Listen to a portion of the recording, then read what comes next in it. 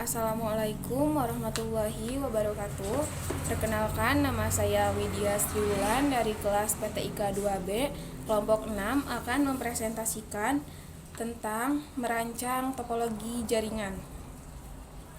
Yang pertama ada pengetahuan dasar konsep desain jaringan. Jaringan dasar adalah pengertian jaringan secara generik.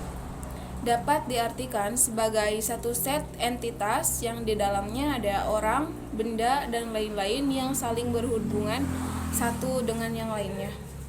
Jaringan secara dasar atau istilah generiknya sebagaimana dikutip dalam British Definition for Network, an interconnected group or system diartikan sebagai interkoneksi dari kelompok atau sistem. Kelompok atau sistem yang saling berhubungan.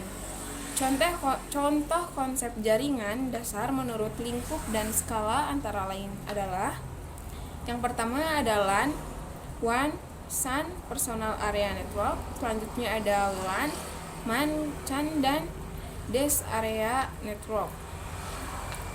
Selanjutnya ada jaringan untuk kebutuhan bisnis. Internet dalam bisnis digunakan untuk pertukaran informasi, katalog produk, media promosi, surat elektronik, bulletin boards, kuesioner elektronik, dan mailing list.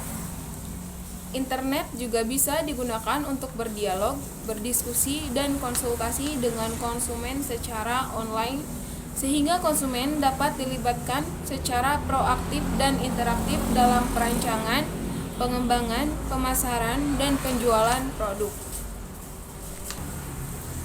Keunggulan strategi bisnis yang dapat diperoleh dari internet adalah komunikasi global dan interaktif, menyediakan informasi dan pelayanan sesuai dengan kebutuhan konsumen, meningkatkan kerjasama, memungkinkan untuk membuka pasar, produk, atau pelayanan baru, serta mengintegrasikan aktivitas secara online. Selanjutnya ada topologi jaringan dan jenisnya. Topologi jaringan komputer adalah metode atau cara yang digunakan agar dapat menghubungkan satu komputer dengan komputer lainnya. Struktur atau jaringan yang digunakan untuk menghubungkan satu komputer dengan komputer lainnya bisa dengan menggunakan kabel atau tanpa kabel atau nirkabel. Ada beberapa jenis topologi jaringan komputer yang sering digunakan. Di antaranya yang pertama ada topologi ring, topologi star, topologi tree, topologi linear, topologi bus, topologi mesh, topologi peer-to-peer, dan topologi hybrid. Selanjutnya ada pemilihan penggunaan kabel atau wireless. Jaringan wireless, jaringan lokal nirkabel atau WLAN yang adalah suatu jaringan area lokal nirkabel yang menggunakan gelombang radio sebagai media transmisinya.